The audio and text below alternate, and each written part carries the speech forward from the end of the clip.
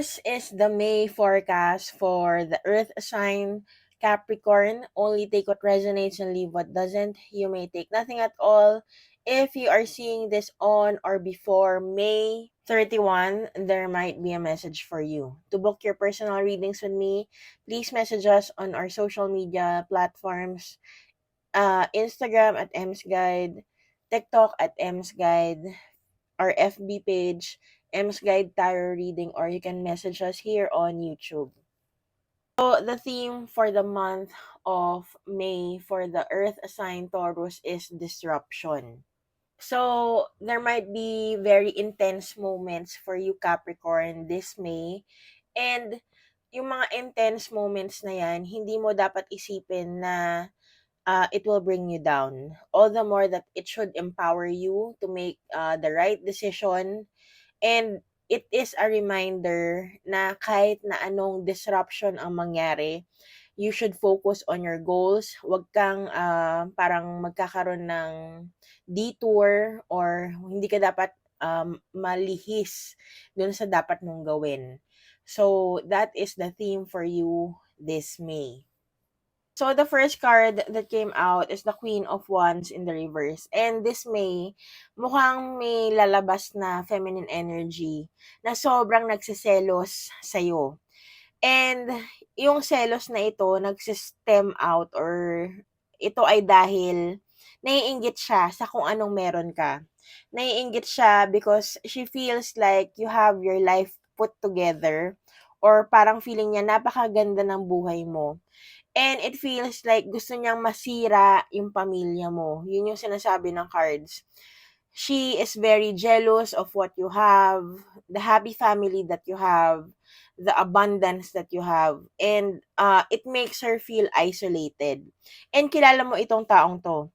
And this person will be very vocal about what she feels about you. Yun yung sinasabi ng cards. And to the point na parang you would feel very uncomfortable with this. You would feel na parang medyo you're slightly parang natatakot because parang sasabihin niya na sana yung buhay mo ay akin. Ganon. Ganon yung sinasabi ng cards dito. She actually idolizes you. She sees you as the King of Wands in the upright. Yun yung sinasabi ng cards. Whatever you have, the life that you have right now, that is her wish. Parang pangarap niya na magkaroon ng buhay na katulad mo.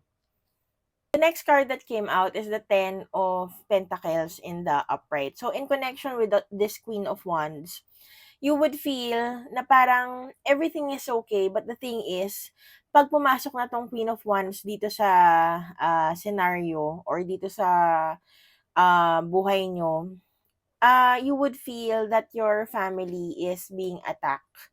Or kahit na wala naman ginagawa yung pamilya mo sa kanila, parang it would feel like it's an attack to your family. And you want to protect your family against this Queen of Wands, against the judgment that this Queen of Wands will be making. So, family protection is utmost importance for you.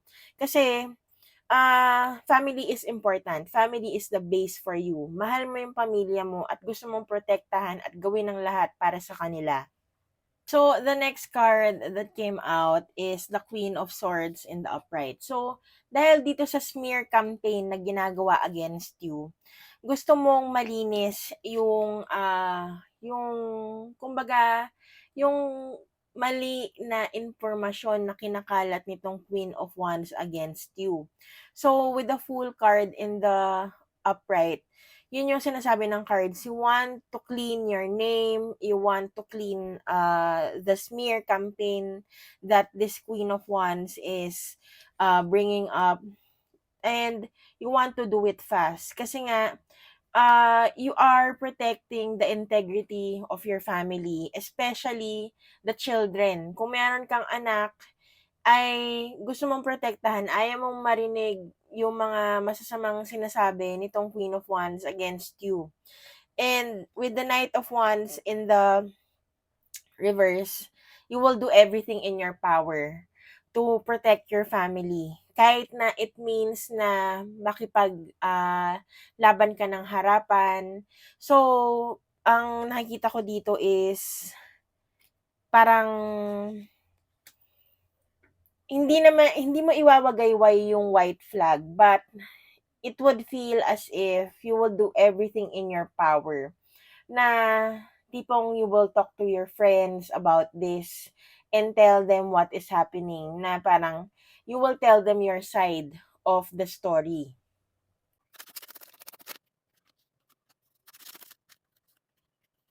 With the Ten of Swords in the reverse, you would feel na parang this is an attack to your parang persona.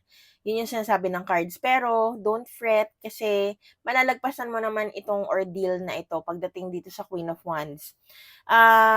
Medyo mahahabaan lang. Parang it would take some time before you resolve this situation. Pero malalagpasan mo siya. Yun yung sinasabi ng cards. It also is saying here na parang if you will need to play dirty or kung kailangan mong gumawa ng mga drastic action with regards to the Queen of Wands, gagawin mo para lang bumalik yung balanse ng buhay mo.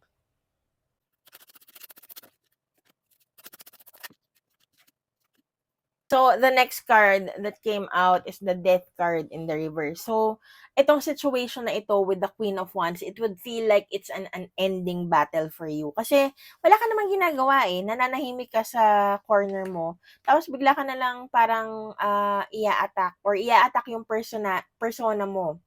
And then, it would feel like a heavy burden that you are carrying. Kasi yun nga, first off, you are silent in your corner, and then here comes this feminine energy attacking you because this feminine is jealous of you. But remember, you are the Queen of Pentacles. Just look at this queen. Parang she is sitting pretty on her chair and looking from afar. Ganyan ang gawin mo. Huwag kang magpatalo dito sa Queen of Wands na ito. Yun ang sinasabi ng cards.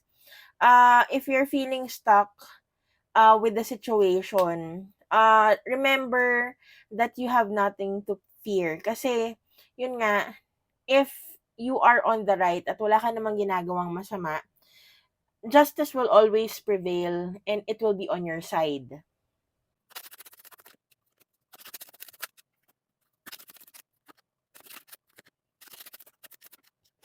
Okay, so for the Earth sign Capricorn, this is the guidance for you. And the card that came out is the Six of Swords in the reverse. Ang ibig sabihin yan, hindi lahat ng bagay ay kailangan mong patulan.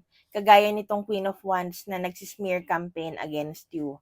Yes, you would feel very bad regarding this, na parang sinisiraan ka at wala ka namang ginagawa, tapos nandyan siya at kung ano-ano yung sinasabi. With the Nine of Wands in the reverse, you are strong. Kaya mong tapusin itong situation na to or yung problema na ito with the use of your words. Yun ang sinasabi ng cards. You're great at communicating your what is on your mind. And remember that whatever is happening, kung ano man yung smear campaign na ginagawa nitong Queen of Wands, take it as something as a lesson for you. Kasi, yun nga, this is all meant to happen. And with the Page of Swords in the reverse, pwede ka namang pwede mo naman siyang hindi patulan. Yun yung guidance. You can always avoid this person. Pwedeng hindi mo na siya patulan kasi sayang lang yung energy mo. Yun yung guidance para sa'yo. You will be wasting your energy in pettiness. Yun yung pinaka parang gist ng guidance.